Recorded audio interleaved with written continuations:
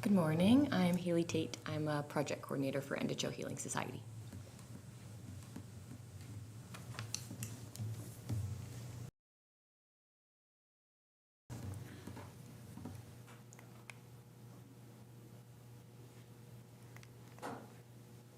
Okay, here we go. Okay, so thank you very much for agreeing to have us make a presentation to the standing committee. We've been working on this for some time now, and the reason we're doing that, of course, is because of all the various problems that we're seeing, and which are a result of the effects of trauma. And so this assembly identified as a priority at the beginning of your, soon after you were elected, that you had things like highest rates of addictions across Canada. If not the highest, everything is right up there. Mental health challenges, homelessness. We here in Yellowknife, we see it even more than other communities, I suppose, because people come here from the communities and they end up homeless. Family breakdowns, violence. So these are symptoms of unresolved trauma. And you could say they are the effects of trauma. So we exist to address that root cause. And we want to do that through an Indigenous-led trauma healing that is delivered safely, culturally, and here at home. Right now, people have to go south to get trauma healing, and in fact, for addictions healing. So, first of all, I'd like to clarify that what we are not an addictions treatment society, and we will not have a treatment facility to treat addictions at the Trauma Healing Lodge. Many people hear the term Trauma Healing Lodge and right away they think of addictions treatment. This is not addictions treatment. Although it is very connected. As I say, people often drink and do drugs to help them deal with the effects of trauma, which leads to addictions and other, various other things. So, in fact, our center will require that people have to be sober for 35 days before they're able to come. People need to be able to think properly when they're in the center to help them deal with their traumas. Some people will have been there, that will be there, will have never drank or done drugs in their lives. So you can't have people coming there that are going to be, going through withdrawals. The 35 days is there for that. They go through that first withdrawal process, the 35 days. After that, they're able to think much more clearly and able to concentrate on what they're doing. So we have that. It will be an 8-week program. It will also have 24 beds. And there will be access for people that with mobility issues, that type of thing. There'll be a couple of rooms for that as well. But in total, we'll have 24 beds.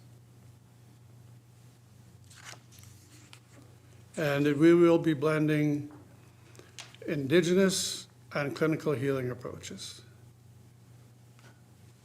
A lot of our stuff will be on the land. Okay.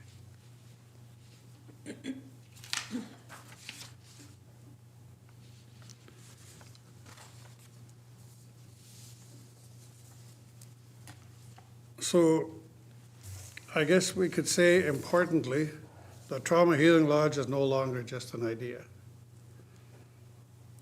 Okay? Because we've come a long ways But we do have an Indigenous-led NWT-based solution. So far, we've completed a successful pilot with the Endacho First Nation last summer on Mackenzie Island for 4 weeks. This summer, we're doing another one with the community of Det'anchogh. It will be just outside of Det'anchogh, and it will also be for 4 weeks. So we have the curriculum set up for a 4-week program. We can do it anywhere now. We've also done a feasibility study and a business plan, and we have to update it because initially we thought we were going to be in Hay River at the old treatment center there. So when we got word that we were going to be able to get $7 million from the GICB funding for the federal government, we decided we would have it here because now we're able to build.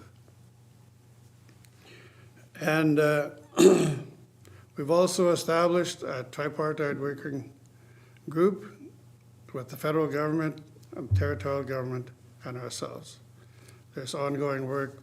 They meet regularly, and it's coming along. So we're also, of course, advancing our construction planning and land arrangements. We've had to move our location because we were going to have it at the old treatment center site on the Det'anchogh Road, but there's some type of negotiations going on there between GNWT and YKDFN, the Endacho First Nation, so they asked us to look for an alternate site. So things are happening. Momentum is real. So the question today is not whether the Northwest Territories needs trauma healing, because we know that people need it. The question is, how do we ensure Northerners can access healing when the lodge opens? So as we say, significant progress has been made towards building the lodge. However, a building alone does not create healing. Healing happens when various other things are available to support the participants. For instance, trained staff, elders, counselors, cultural programming, clinical supports, food services, transportation, and aftercare. The problem is today there is no identified long-term operating model that would allow residents across the Northwest Territories to consistently access trauma healing services. It's very difficult to go to trauma healing. It may have changed a bit, but not very long ago you had to go see a psychiatrist and get referred by the psychiatrist. There was no pot of funds for this. It had to be done to another pot, which made them, that was why they used that process. It had to be psychiatrically, well, referred by a psychiatrist. Capital funding is beginning to emerge. We've been told by our MP to go a certain way, and we are. And sustainable operational funding remains the critical gap. So why does this matter to the territorial government? Our Trauma Healing Lodge will be an upstream investment that supports many priorities that's already funded by the GNWT. For instance, addictions recovery, although you have to go south. Mental health, community safety, employment readiness, family wellness, child and family services. All of these things you guys are already funding.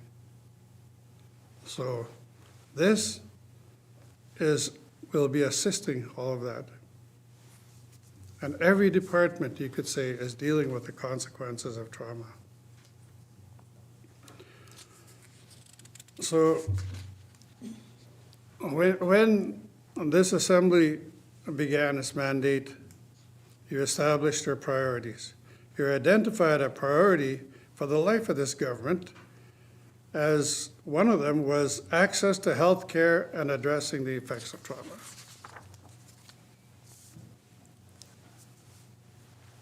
You also recognized that individual, collective, and intergenerational trauma sits behind many of the health and social issues facing NWT families and communities. We agree. And it's precisely why we created Endacho Healing Society. Today, this assembly is more than halfway through your mandate. Helping to establish the Trauma Healing Lodge represents an opportunity to demonstrate meaningful progress on a priority that you yourselves identified. This is not a proposal sitting on a shelf anymore. Pilots have been delivered. The healing model has been developed. A large part of the funding for the building has been secured. And as I said, we have a tripartite agreement, a working group with the federal and territorial government. Of course, one of the problems that we always run into, the feds say, oh, the territorial government has to commit. Territorial government says federal government has to commit. So we're stuck in the middle. But the momentum has been created and is ongoing. But what we need now is a commitment to ensure the service can operate and serve Northerners. So we're asking the committee to champion sustainable operational funding for a trauma healing lodge in the NWT. Specifically, slide 8. Support the GNWT commitment to sustainable operating funding for a trauma healing lodge.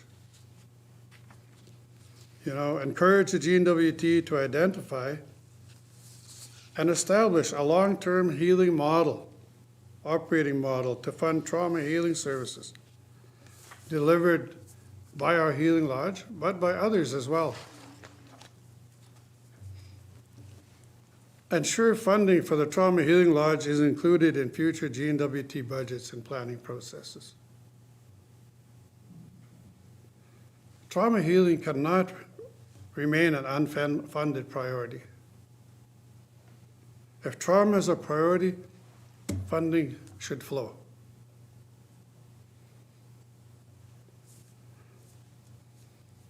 We'd also like some support in the GNWT role in securing federal investment.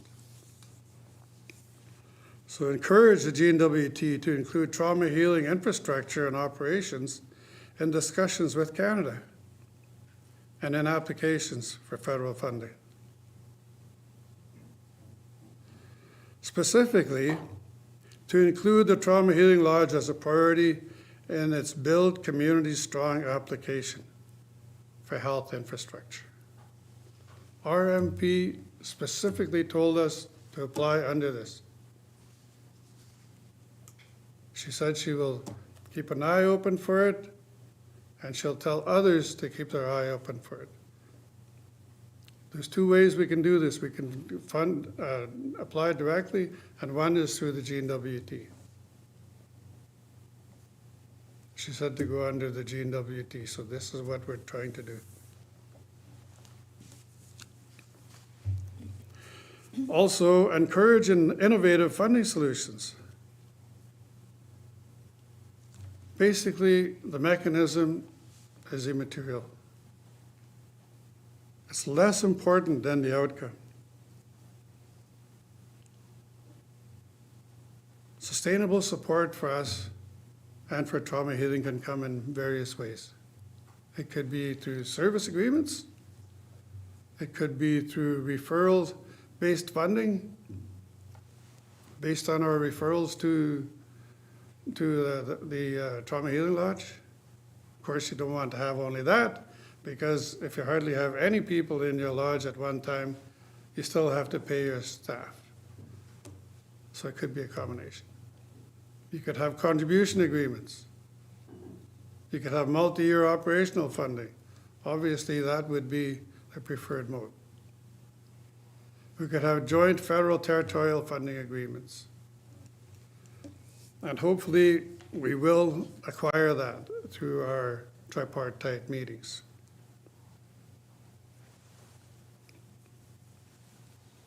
So we're not asking the committee to choose the model today, of course, but we're asking for your support to ensure a model is created so there's a way forward, so trauma healing is actually funded. In closing, this assembly identified trauma as a priority because you understood the impact that trauma is having on families, communities, and the territory as a whole. We are working to build a practical response. The opportunity before us is to create a lasting healing resource that helps turn an assembly priority into measurable action.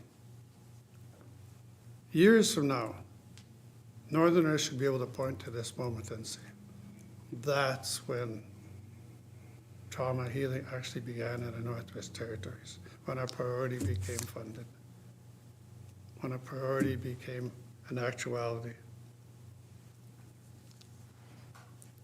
So we're asking the committee to help make this happen. In closing, I just want to say ministers manage programs, regular members helps our priorities. So we're asking you to make trauma healing a budget priority. Thank you. Thank you very much for your presentation. Now we'll turn to committee members. Do folks have any questions for our witnesses? Okay, we'll start with Mr. Testart online. Thank you, Madam Chair, and thank you to the witnesses for a great presentation and for the work you're doing addressing trauma. I have a really bad connection right now. I'm up in Nunavik for the Arctic Development Expo. Sorry, I can't be there in person.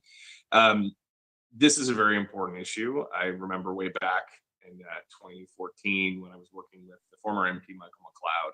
We were driving through the South Slave, and he was telling me his perspectives on trauma, and that, you know, we need to apply kind of a post-traumatic stress healing lens to what Indigenous people in the North and across Canada have been through if we're hoping to see results. And it really opened my eyes to how important this targeted work addressing trauma is in ensuring we have healing. So I commend the efforts you're putting through here. It's also a service that we absolutely need. We hear this all the time from our constituents that they want to see more options available here in the Northwest Territories. So my question is about the model that you've developed. Is it revenue generating? Now, I don't mean, are you trying to make a profit? I'm assuming it will be a revenue neutral model, but is your service revenue generating in the sense that the GNWT could be billed for it, and then you're bringing revenue streams in that way to help fund the operational model? Thank you, Madam Chair. Mr. Erasmus? Or just let me know if there's someone else who wants to answer the question.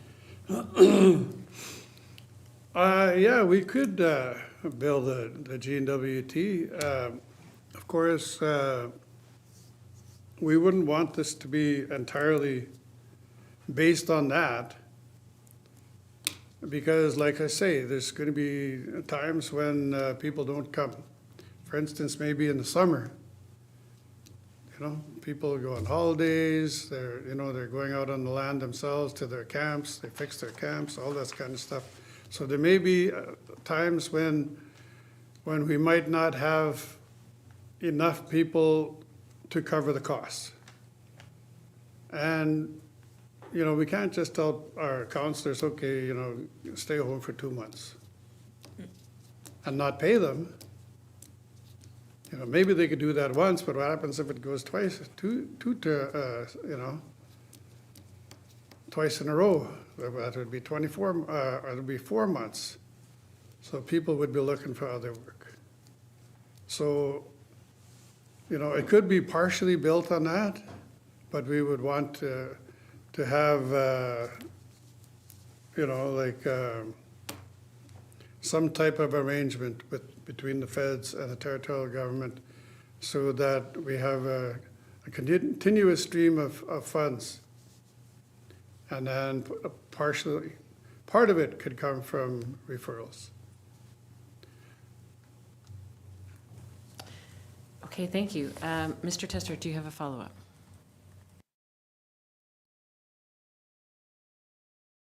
Yes, thank you, Madam Chair.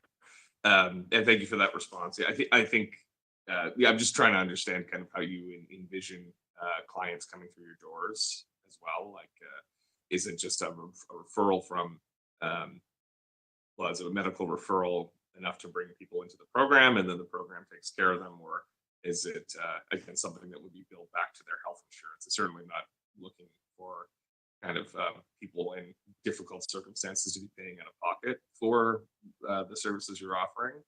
I'm just trying to understand the how you envision that piece. Like, if it's you know, we have contracts with, or the GNWT rather has contracts with Southern treatment facilities that provide not what you're providing, but they provide the addictions treatment, and those are done off contracts that they've entered into, and that is how we work. We send the clients down, and the clients, so the services are billed back to the GNWT. Is that a model you've looked at as well? So you could have a standing contract with, let's say, Health and Social Services or the Health and Social Services Authority, and generate revenue that way, again, based on the number of referrals that you're bringing to. And I get that there's more revenue that's needed, but I think that that's a good start, especially as more awareness and success stories come out of the program and people want to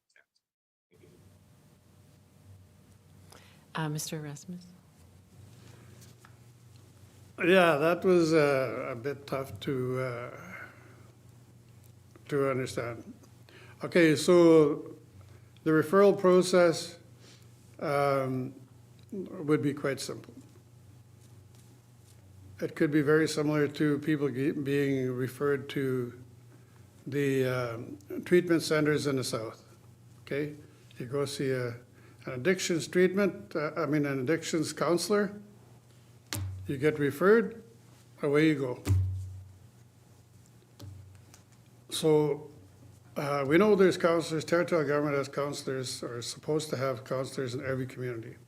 So we could utilize those counselors, other counselors. It will all have to be arranged. And we've already begun talking about it in our tripartite working group.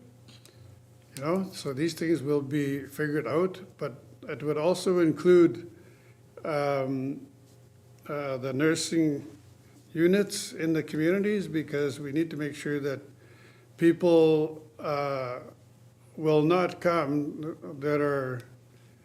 that have mental issues that are, you know, too hard to deal with.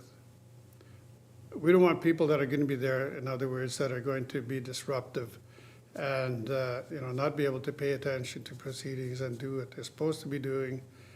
You know, because there's a lot of things. Every day is one thing after another. So people have to be able to move on to another thing to do, and just like any other facility down south, it would be similar in that regard.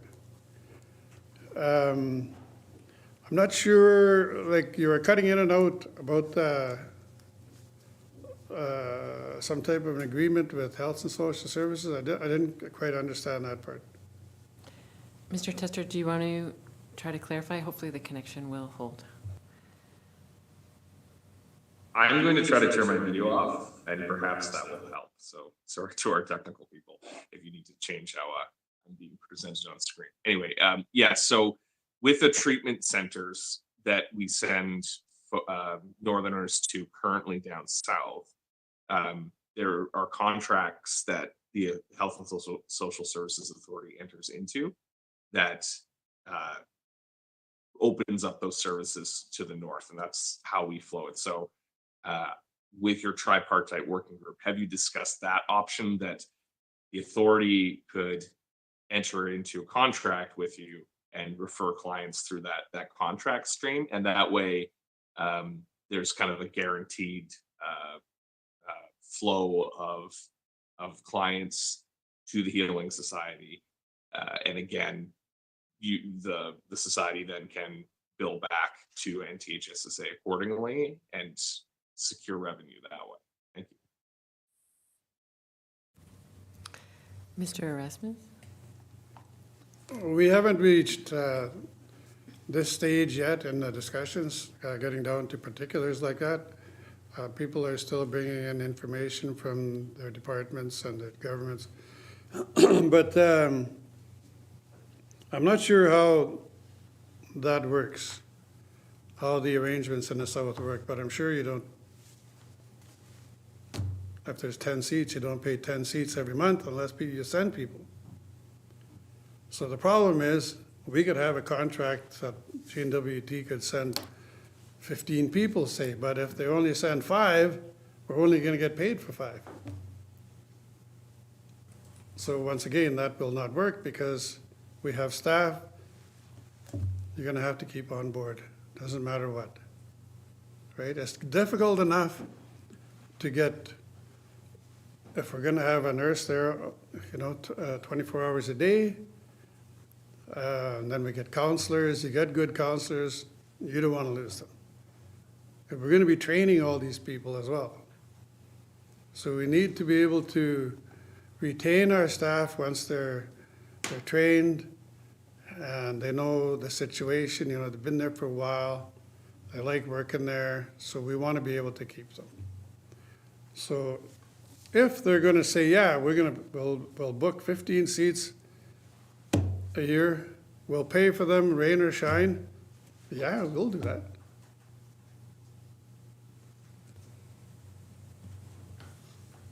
Okay, thank you for that clarification. Sure, Mrs. Erasmus. Can I just add that, and just to clarify that, when we talk about difficult clients coming in, and we're talking about severe mental health issues like psychosis and hallucinations and paranoia, that would not be, a typical client that comes to the Trauma Healing Lodge at the Endacho Healing Lodge. So just to clarify that. Okay, thank you for that clarification. And that's one of the reasons we need to work with a nurse. Just a sec. Mr. and the- Erasmus, we have to wait, and then the mic will go on when I call on you. Okay, go ahead. Sorry, I just wanted to add, that's one of the reasons we need to work with a nurse in the communities, in each community where they're going to be referring people, because we need the nurse to vet people. Okay. Thanks for that clarification. So next I have Ms. Yakalaya online. Good morning, and thank you for your wonderful presentation. It's good to hear that that this is actually becoming a reality now. We talk about that in some of our talks in the House about how we need something like this to deal with trauma, and since it's one of our priorities. The question I have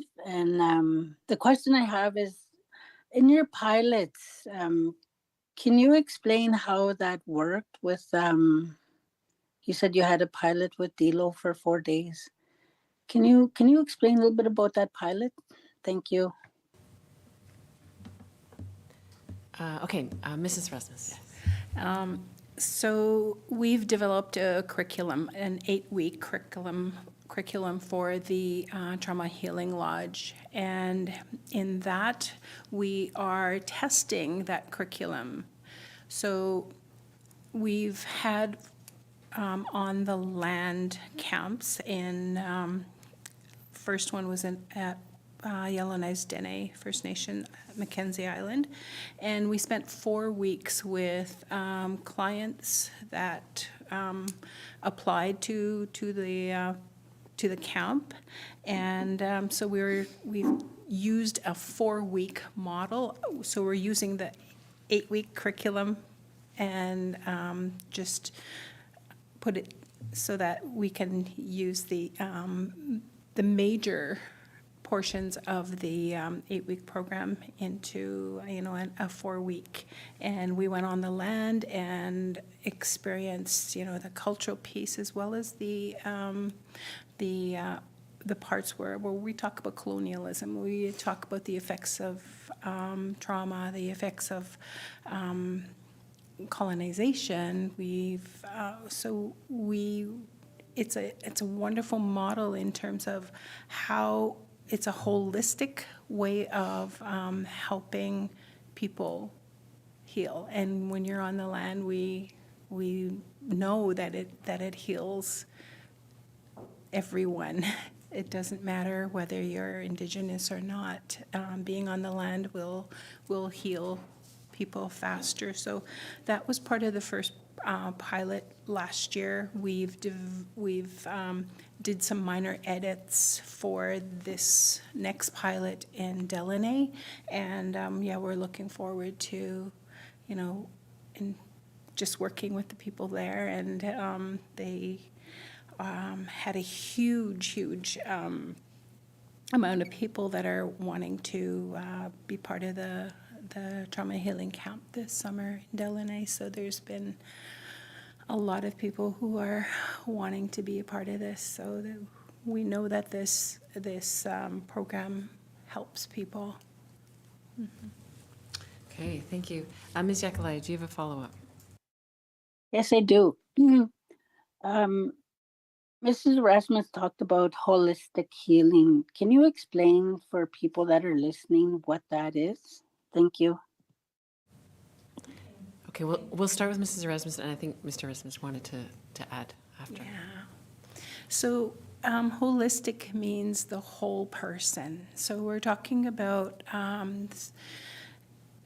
spiritual health. We're talking about physical health. We're talking about mental health, and we're talking about emotional health. We're talking about the whole person and how we heal parts of those.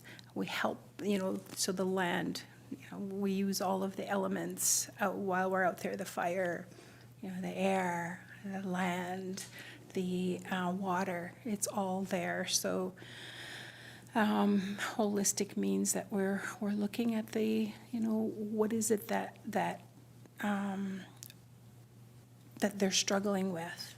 So parts of them have been hurt throughout their life. So we're trying to give them tools and allow them to use their voice to help the individual in their healing. Mr. Erasmus, I think you wanted to add something. Thank you. So I just wanted to add, so we have the 8-week curriculum, and now we also have a 4-week curriculum. The 4-week curriculum is a condensed version of the 8 weeks. And parts of it will be like any other trauma treatment center you would go to down south. Okay? There's going to be a portion, let's say, for instance, lack of a better word, classroom portion, where you get psychoeducational. There's going to be a psychoeducational portion every day, right? You go into class, you learn about this, you learn about that, go out, come back, some more, and then after that, there's stuff on the land, cultural stuff, because just being on the land alone, you're not going to heal enough. You could go out on the land for a year and come back into town. If you didn't do anything, all those things you left with are still there. So that's why we have to have the,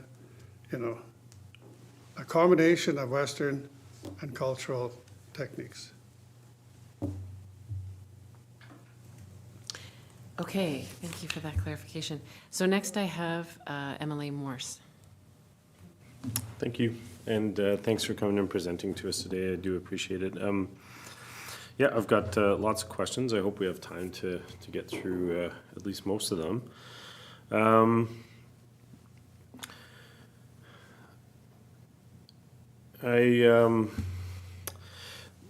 Sorry, I'm just kind of looking through the questions I wrote down and trying to figure out which one to ask first. But yeah, one thing I was wondering, just based on your presentation, is you noted that you weren't originally looking at building, that this was going to be in Hay River. But I am curious, just based on the pilots that you're doing, it sounds like you're getting lots of demand in the communities you're going into.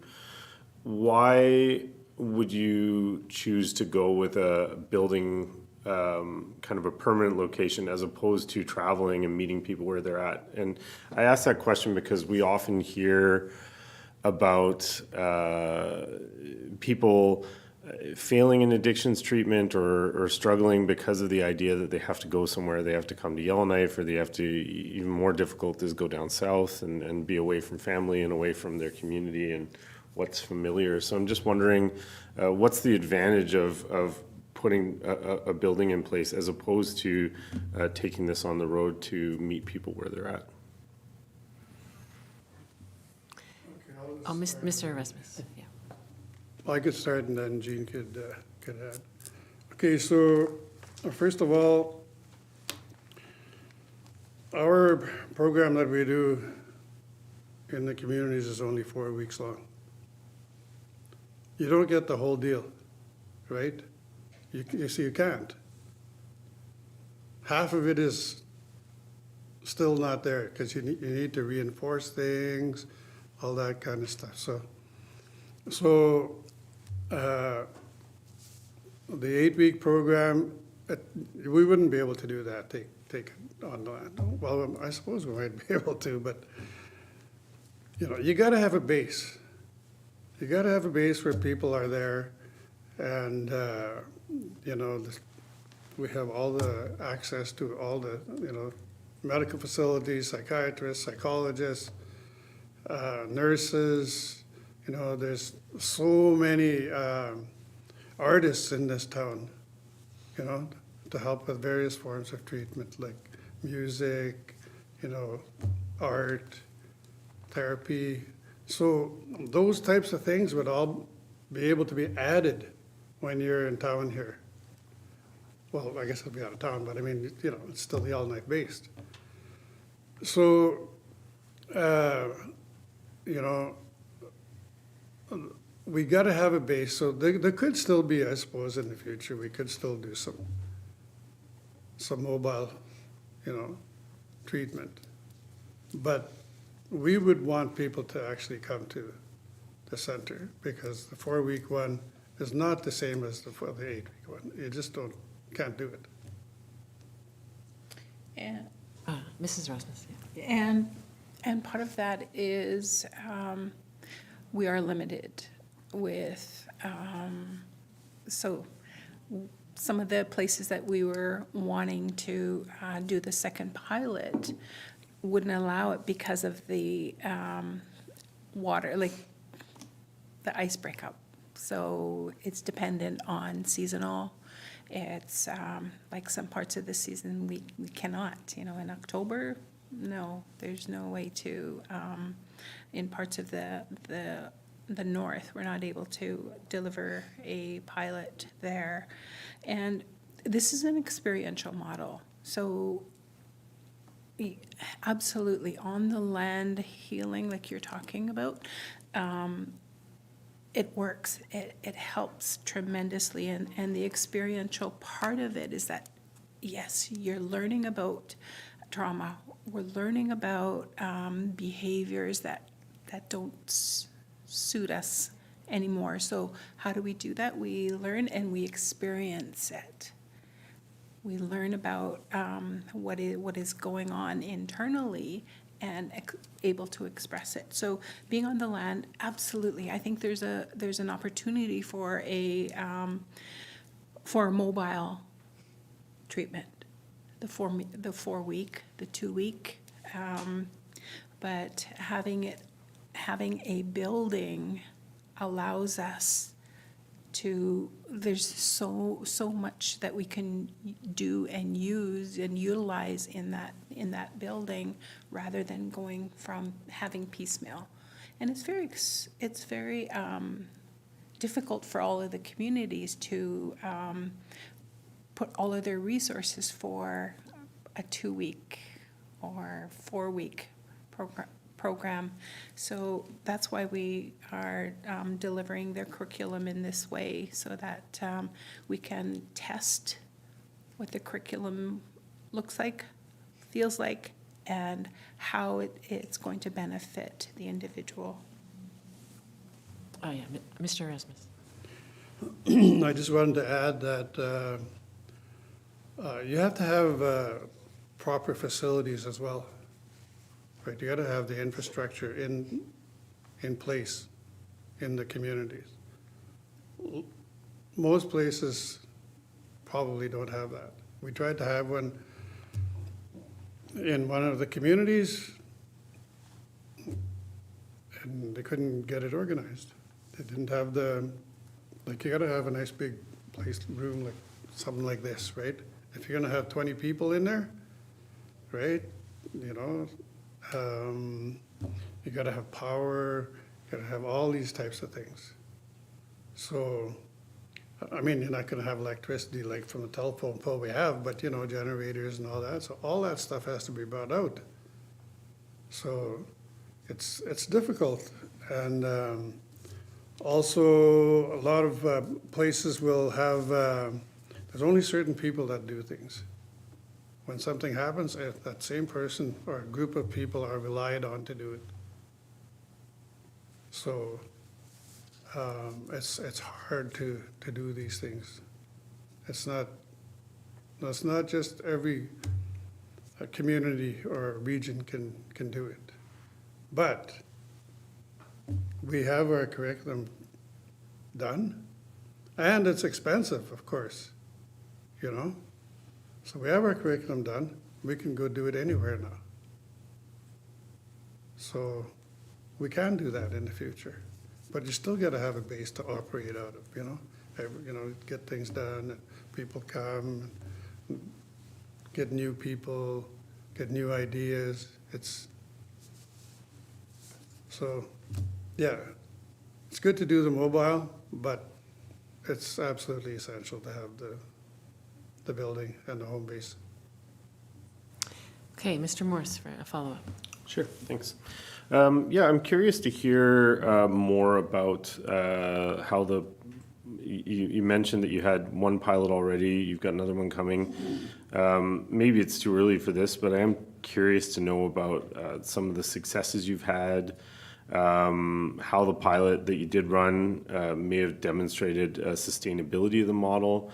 And I'm curious if you'd be open to sharing the business plan with committee. If need be, it can be kept confidential using our the way that we do things. But yeah, I'm just curious to understand more about how it works and get into the details. I always like to dig deeper into things. So I'm curious to know kind of more about how the model you've developed works and what you see as the outcomes coming from it and how it's going to complement the existing services that we have in the NWT. Because I know that you've identified and it's been identified to us too, the various gaps in our system. Like people go for addictions treatment, they come back and that there isn't the aftercare and there isn't the follow-up, and that's where people can sometimes fall off even if they've had success. So I'm just, I realize I'm asking like 4 questions here, but I'm just curious to understand more and learn more about what you're doing. Thanks. Okay, Mr. Erasmus. Okay, so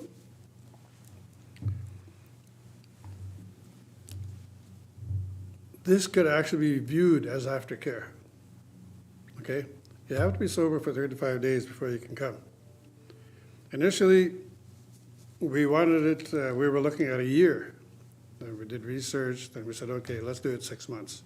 And then actually during the research for our business plan and that, it came out that, you know, other people had started like us. they couldn't get people to come. So they dropped it less and less, so then we said, okay, what is absolutely needed? We need 35 days sobriety. So that's how because you go through that first initial withdrawal stage. So that's how we came up with the 35 days. But so people can come directly from their addictions treatment and come into our building. That's what we envision. But of course, it's not only going to be people that are addicted, or not only going to be people that are alcoholics that come here. It could be somebody like me who's been sober for over 30 years. But I still have all my problems. Well, I don't have as many now, but well, thank God for going to Rhodes Wellness College. But, when I sobered up, I was a miserable cuss.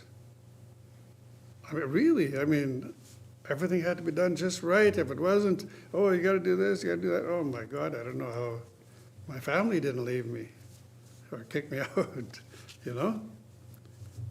So, so people still have their problems after they sober up.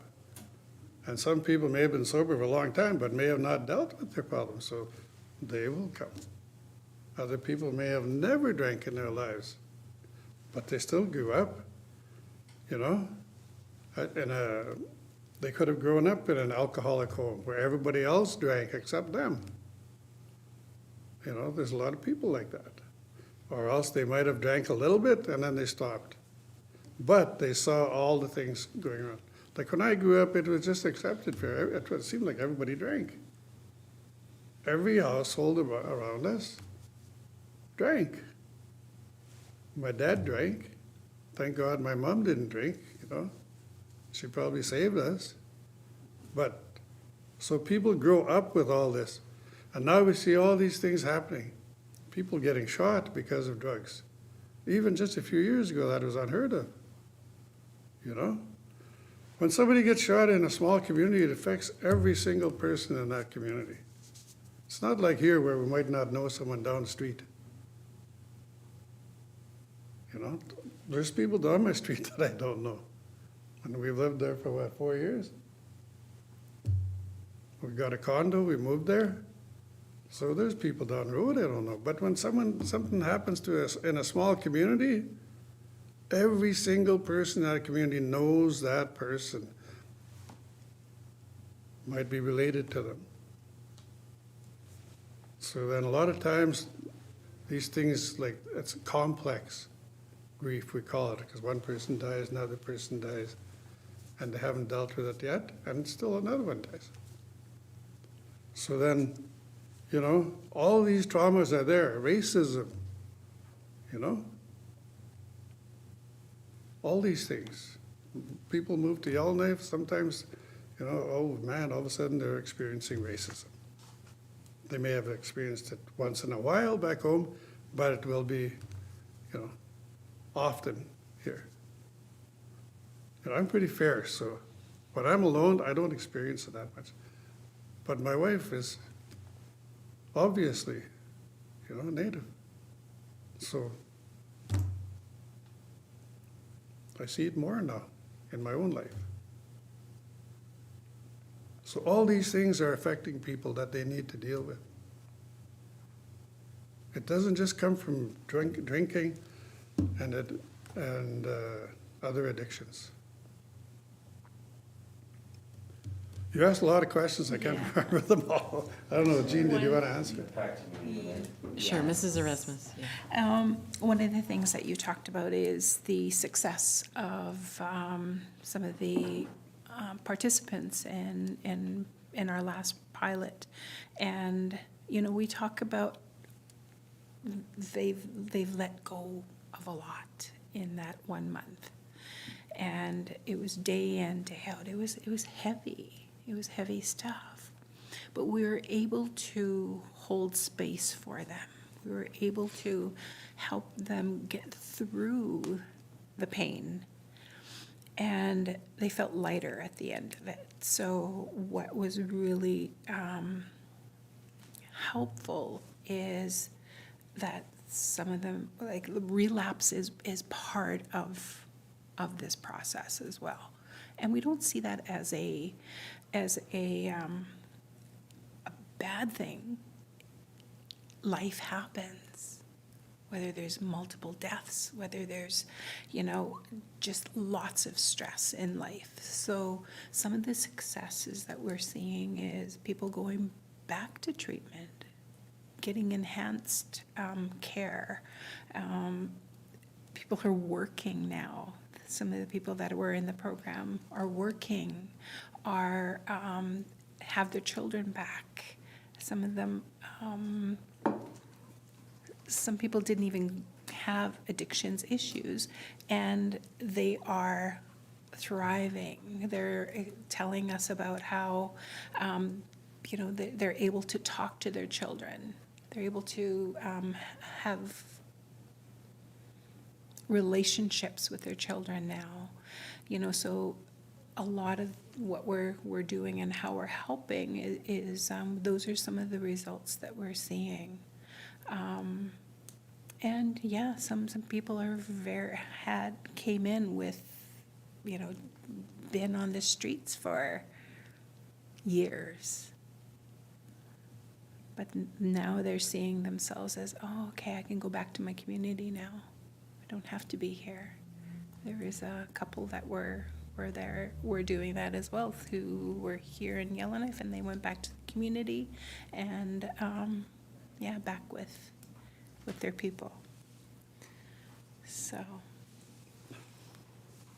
Okay, Mr. Rasmus. Thank you. I just wanted to add about the aftercare program.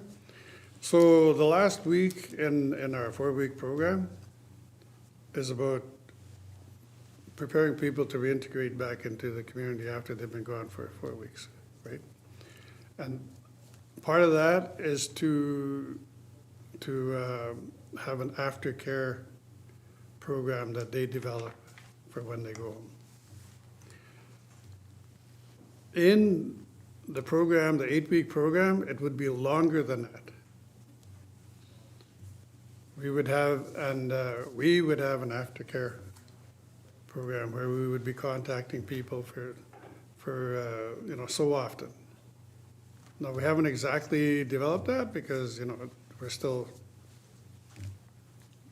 a while down the road, probably over a year anyways. But, so we have time to do that. But that is the intention. We would have that. A nice long period where people, work on their aftercare plan. Contacts, people they can actually call, all these types of things. Because we know there isn't much in the communities, They have to have someone that's, okay, say you want to have AA person, someone wants to start it. Nobody shows up, they get discouraged, they don't do it again. So you have to have someone that's going to champion your, whether it's AA or just a self-help group, a men's group where people get together. Unless the community has a worker that does this, you're going to have to it has to come from the community, a volunteer. So a lot of this stuff that we're used to here, like if you want to go to AA, you can go here in Yellowknife, you can go every day of the week. Some days you can go twice. NA, Narcotics Anonymous, other types, it's all here. It's all organized, but in the communities, the people don't have that. And that's why a lot of people, when they come back from addictions treatment, especially if they're homeless, they don't have a place to, if they're unhoused, they're not going to go back into a good situation. They're going to come back, they're still going to be hanging around with everybody else that they drank with or that did drugs with. You can hang in there for a while, but usually people fall. They start over again. And it's because, they're not able to stay away from temptation. When I stopped drinking, I totally stayed away from all my friends. I stayed away from the bars, I stayed away from parties, because that's what they tell you in treatment. Stay away from temptation. You can't hang out with your old friends and they're, even if they're not drinking, they're all talking about parties and all that, and So that's a big part of it. The aftercare you're talking about is a place, a safe place.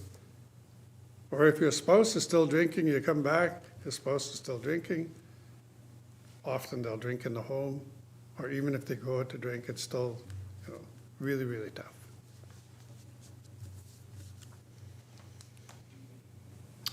Okay, thank you for that. I have a couple of quick questions myself, and then we'll go back online.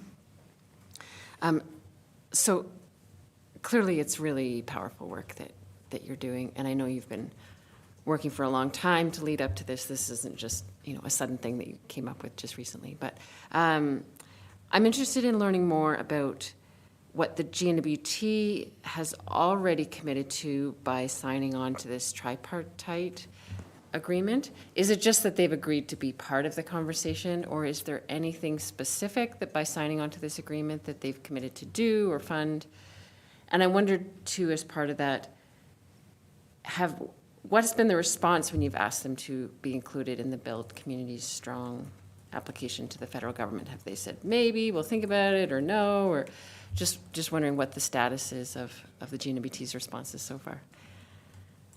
Who would like to respond? Ms. Tate. Thank you. So our tripartite is between Health and Social Services, Indigenous Services Canada, and Endacho Healing Society.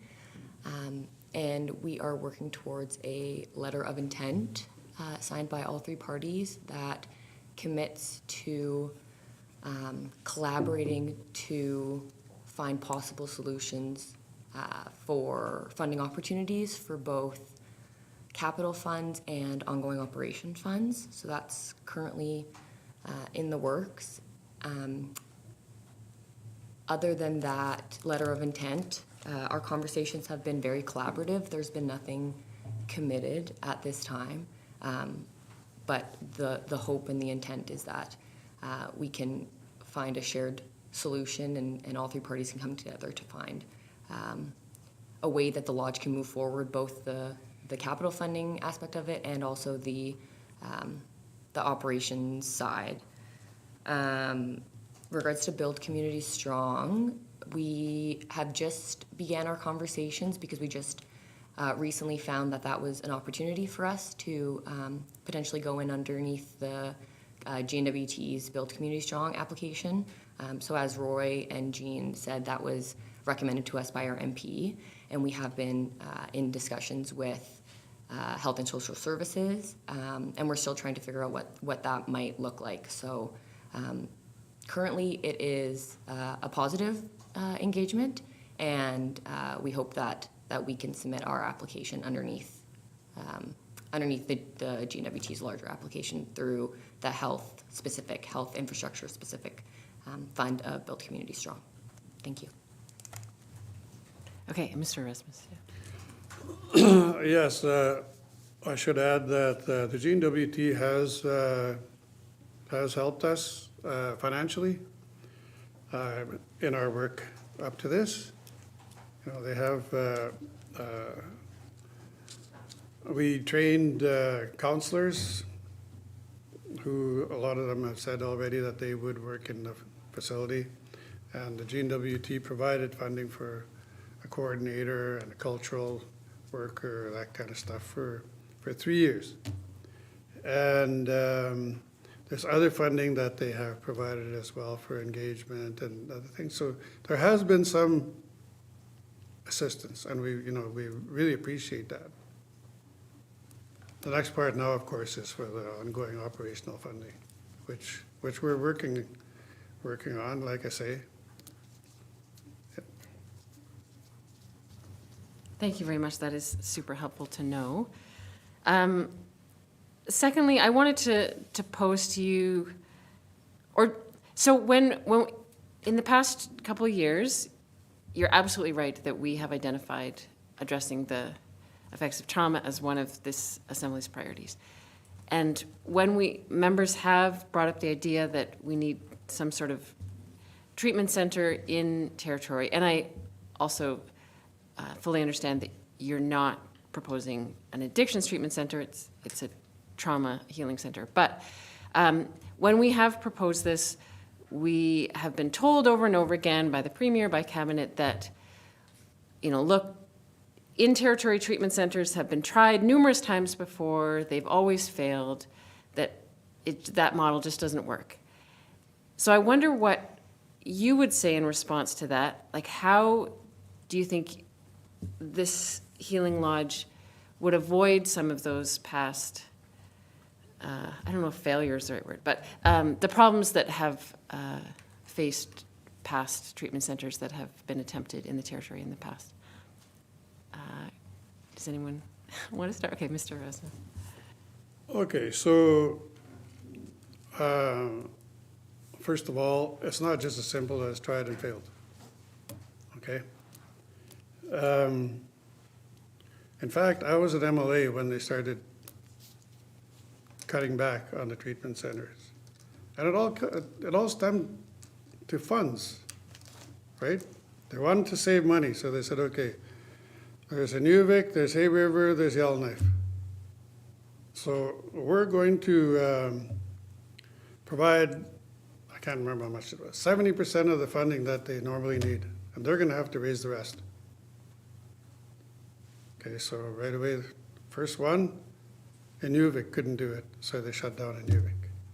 Then there was Yellowknife and Hay River.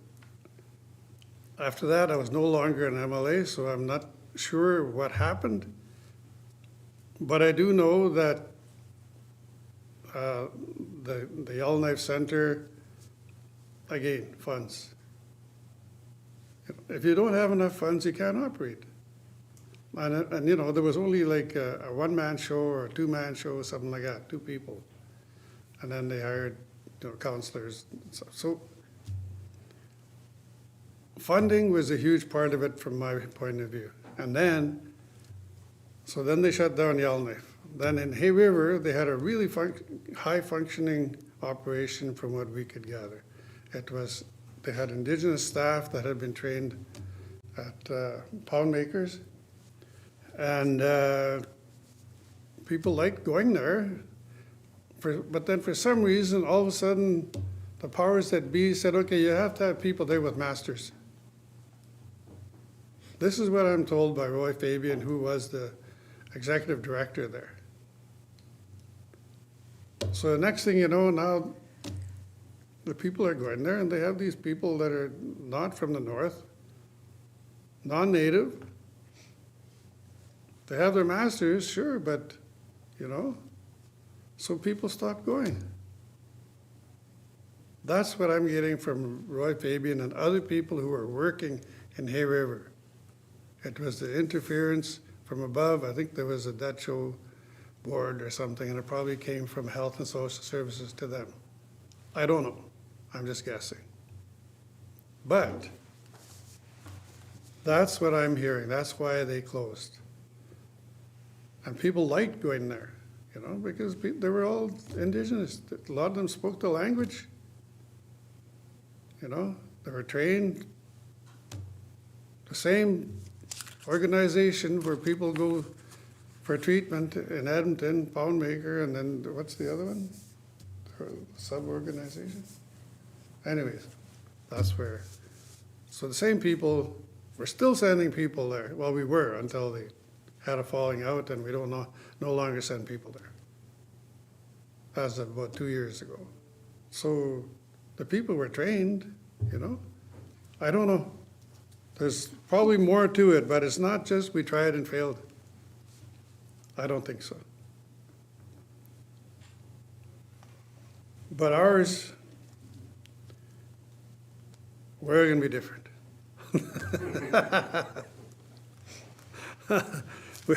Okay, so we have our eyes wide open. That's why we're talking, we have to establish proper funding. Right? I mean,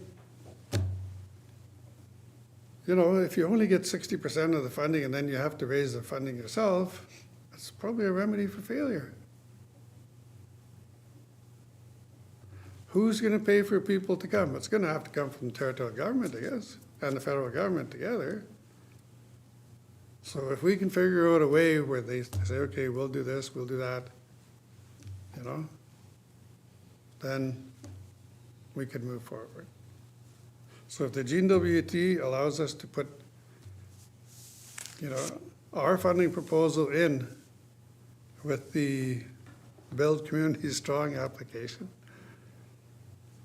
we would have enough, the rest of the money for our building. And then if we could work with a tripartite working group, and actually our letter of intent is sitting with the minister, federal minister for signature. It's been completed for some time. So we're not still working on it, it's there, ready for signature. Okay. Can I add to that? Sure. Okay, Ms. Tate to add to that, yeah. Just very quickly, we're also we see positive examples in Nunavut and in the Yukon. Aquasariac, the treatment center in Nunavut, is very similar to what we're trying to do, and they're very close to completion. So we've been in conversations with them, also with the Council of Yukon First Nation, who is also establishing trauma treatment. So work is happening across the north, and we're in conversations with territorial colleagues to share best practices and create something that will be lasting. Thank you. Thank you for that. Okay, so we do have a hard stop at 12, but I will allow another go-around, but we'll ask members to just have one question each, and we'll see if we can do this efficiently and end by 12. So we'll start with Mr. Testart. Thank you, Madam Chair. I wanted to ask about when Mr. Rasmus said during the presentation that they're kind of in a position where the feds have committed, I think, the $7 million earmarked for capital, and there's the working together with all three levels of, or with the organization, the two levels of government. But, you know, the feds are waiting for the GNWT, and the GNWT are waiting for the feds. So there hasn't been a lot of movement on that front. So can we just get more awareness of where that situation is? Is the letter of intent going to clear that backlog, or is there something else required? Because we certainly, that money is significant, and we want to see it move forward in the territory. So is it a matching contribution from the GNWT that we need? Is it I don't know, some other thing, because that's, again, I think a huge achievement for the society and for the advocacy and leadership of the Erasmuses on this, Madam Chair. And I'd hate to see it be kind of trapped in a due to bureaucracy rather than due to something else. So if there's a way we can understand what the logjam is and how to clear it, that would be great. Thank you, Madam Chair. Ms. Tate or Mr. Erasmus, do you have any? Okay, Ms. Tate, yeah. That's a really great question. So our $7 million from the federal government is through the Green and Inclusive Communities Buildings Program. So that was secured separately from our tripartite agreement. We submitted a proposal for that funding. We actually requested significantly more, and they came back with 7. So that's separate from our tripartite agreement. Our conversations between Indigenous Services Canada and HSS, we have, like Roy said, we have a letter of intent that is currently sitting for signature that commits both parties to work together to find suitable and accessible funding for both construction and operations. Our intent and goal is to then have a memorandum of understanding that, similar to what Aquasariac did in Nunavut, to commit both parties to providing funding. We are not sure what that looks like yet. We're still in conversations, but we recognize that it's a big ask, and that funding can be limited, and that neither party wants to commit without knowing that the other is also coming to the table. So those are part of our conversations, but we're hoping to resolve that through a memorandum of understanding that will follow the letter of intent. Thank you. Thank you. Next, okay, quick follow-up there, Mr. Erasmus, yeah. I just wanted to add that we can actually send a written answer to Mr. Testard's question, so that we can get it right. Okay, that would be helpful. Any written information you can send to the committee with more details would be great. Thank you. Ms. Yakalaya. Thank you. And I agree with what Mr. Testard said. We want to see this succeed. So given that, well, my question is on your training and stuff, your training plan. You talked about training. What does that look like, and are you accredited? Thank you. Okay, do I have a volunteer to answer that question? Mr. Erasmus. Okay, so our training was, we did this with our partner Rhodes Wellness College, which is actually where Jean and I got our training. We went to Vancouver and we did our 4 semesters of training. 6 semesters of training, and so we realized it's too difficult for a lot of people to go to Vancouver. So we decided we're going to bring that training here. So the GWT was already paying SFA to people that went to Rhodes Wellness College, so it was already accepted. It's an accredited program. So we brought it here. We added some northern content to it. That was the training that we were doing. And of course, COVID hit, so we ended up doing part of it online, and it remained that way. We were going to do the whole thing in person here in Yellowknife initially. But because of COVID, we started online, and so parts of it, all the way through, parts of it was online, parts of it was here in Yellowknife. So we did 2 cohorts, and we graduated 28 graduates from, I think, 14 different communities. So, but we have stopped that training because we're concentrating on working on establishing the Trauma Healing Lodge. We're talking about doing it again, but not, it's probably not going to be for a year or whatever. But it could be done pretty quickly. And like I said, that part, we had some assistance from Health and Social Services. They helped us with a coordinator and our cultural worker and some other stuff. So the GWT did provide assistance with that, and we appreciate it. So if we went forward, we would require some assistance. But like I say, at this time, we're not providing that counseling. Mrs. Erasmus, yeah. In regards to accreditation, that's part of our business plan. So the accreditation for the training of the staff, training of individuals who are going to be delivering the program, that's part of our business plan saying, so we will be working with, believe it's Accreditation Canada, that we have that covered in terms of accreditation meeting all requirements required for For the facility. For the facility, yes. So Okay. Thank you for that. Mr. Morse, do you have any follow-up or last question?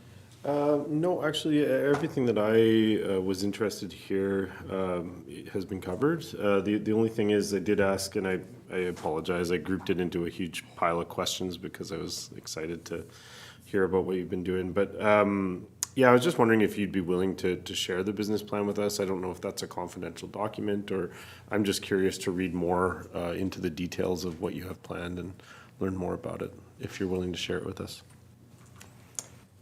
Mr. Erasmus?